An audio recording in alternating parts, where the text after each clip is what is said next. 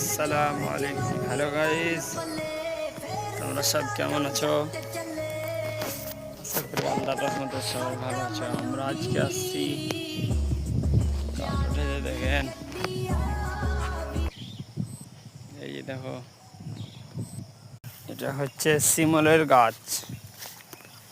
কাঁটা দেখছো কত বড় বড় কাঁটা। আরে ভাই, কিভাবে উঠা যায়?